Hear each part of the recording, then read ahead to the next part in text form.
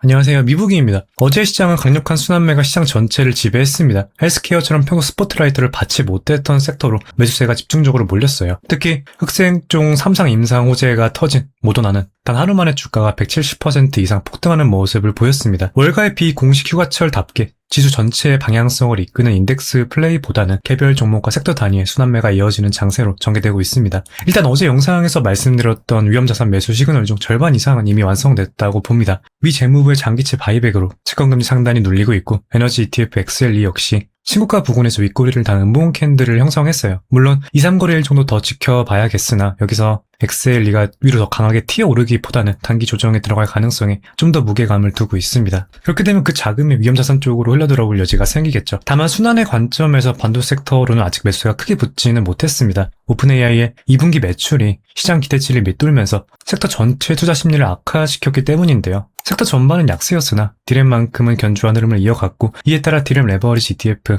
램 1차 매수를 진행했습니다. 디램 쪽은 모멘텀 계속 지켜보면서 비중을 늘려가는 방식으로 대응할 생각입니다. 사실 어제장의 진짜 주인공은 골드와 비트코인이었습니다. 제 영상을 꾸준히 보신 분들은 아시겠지만 저는 GDX 레버리지 포지션인 NUGT를 포트내 가장 큰 비중으로 실어두고 있어요. 8월 초부터 매수를 시작해 현재 전체 포트폴리오 중 최대 비중을 유지하고 있습니다. 팔란티어와 함께 메인 포지션을 운용하고 있어요. 이번 주 월요일 장에서 NUGT 마지막 불타기까지 진행했습니다. 가장 큰 매수 근거는 최근 미국 정부가 외환 개입부터 장기채 바이백까지 달러의 구조적 약세를 유도하는 정책을 잇따라 내놓고 있기 때문입니다. 최근 미 재무부가 외환시장에 직접 개입해 달러를 매도하고 엔화를 매수하는 이벤트가 있었는데 표면적으로는 엔화 급락과 채권시장의 혼란을 막겠다는 명분이지만 결과적으로는 미국 스스로 달러 가치 하방을 용인하고 강달러 기조를 사실상 포기했음을 공식적으로 확인해준 셈입니다. 장기채 바이백 역시 정부 주도의 약한 형태의 양적 완화로 시중에 달러 유동성을 추가로 공급하는 효과를 내고 있고요. 결국 정부가 채권금리를 인위적으로 누르기 위해 유동성을 공급하고 환율에 개입할수록 시장 참여자들은 달러 평가절하에 대한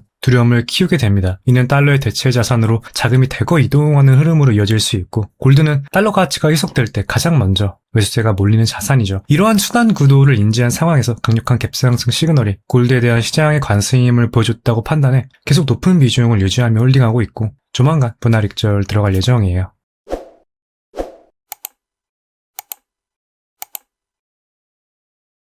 여기에 더해 어제는 소위 디지털금이라고 불리는 비트코인의 매수세도 폭발했습니다. 기본적인 모멘텀 구조, 즉 달러의 대체자산 성격은 골드와 같지만 좀 더 직접적인 트리거도 있었습니다. 트럼프 대통령이 비트코인 매집이 논의된 바 있다고 밝힌 겁니다. 개인적으로는 어제가 하반기 비트코인 시장의 방향성을 보여준 기념비적인 하루였다고 생각합니다. 비트코인은 최근 6개월 내 가장 큰 장대 양봉에 출현했어요. 올해 비트코인은 60K 부근을 3차례 테스트했습니다. 결과적으로 모두 방어하면서 60K를 중심으로 트리플 바텀을 형성했어요. 이후 약 한 달 넘게 베이스를 다졌고 어제 거래량을 동반한 장대 양봉과 함께 쌍방 발산했습니다. 이번 상승으로 단기와 중기 이동평균선을 한꺼번에 회복했습니다. 최근 눌려있던 비트코인의 단기 모멘텀이 확실하게 달라졌다는 신호로 볼 수 있어요. 다만 여기서 바로 추격하기에는 한 가지 중요한 관문이 남아 있습니다. 아직 큰 추세 자체는 역배열이고 바로 위로 200일선이 있어요. 작년 11월 역배열 전환 후 지속적으로 200일선 저항을 받고 다시 크게 밀렸었죠. 이번에도 매물이 충분히 출회될 수 있는 자리예요. 암호화폐 시장 전반에 대한 투자 심리와 신뢰도 역시 당장 작년과 비교해봐도 확연히 다르기도 하고요. 그래도 이번에는 60K 트리플 바텀 만들며 반년가량 베이스를 다지고 거래량을 동반한 상방 발산이 나왔다는 점에서 지난 반등들과는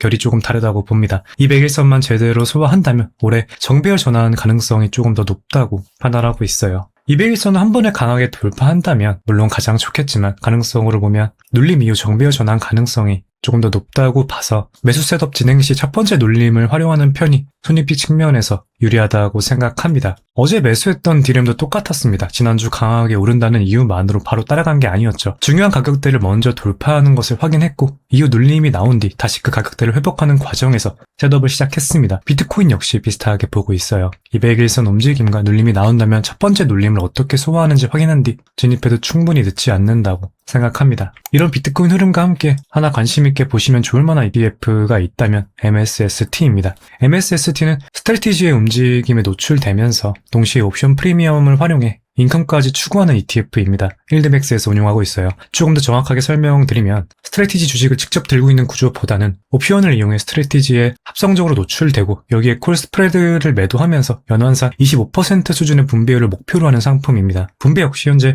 주 단위로 이루어져요. 가령 비트코인이 70K를 뚫고 80K, 90K로 직선적인 상승을 만들어낸다면 스트레티지나 관련 레버리지 상품이 상승 탄력 측면에서는 훨씬 강할 수 있겠으나 지금처럼 비트코인의 방향성은 좋아졌지만 위에 200일선이 남아있고 중간중간 상당한 변동성과 눌림이 나타날 가능성이 있는 구간에서는 MSST 같은 구조도 충분히 체크할 만하다고 봅니다. 즉 비트코인 상승에 대한 노출은 어느 정도 유지하면서 단순히 가격 상승 하나만 기다리는 대신 옵션 프리미엄까지 함께 활용하는 방식인 거죠. 관심 있다면 체크해보시면 좋을 것 같아요. 마지막으로 강연 관련해서 짧게 안내드리겠습니다. 9월 5일 토요일 무료 오프라인 강연은 신청이 모두 마감됐습니다. 생각보다 빠르게 마감이 돼서 샤다경제 측에서 추가로 9월 13일 일요일 강연을 긴급 오픈해 주셨습니다. 동일하게 무료로 진행되는 강연이고 이번에도 자리가 한정되어 있으니 관심 있으신 분들은 고정 댓글에 자세한 내용 확인해 주시면 좋을 것 같습니다. 그럼 오늘 영상 여기서 마무리하도록 할게요. 오늘도 시청해주셔서 진심으로 감사드리고 도움이 되셨다면 구독과 좋아요 부탁드리겠습니다. 궁금하시면 댓글 남겨주시면 확인해 답변 드릴게요. 감사합니다.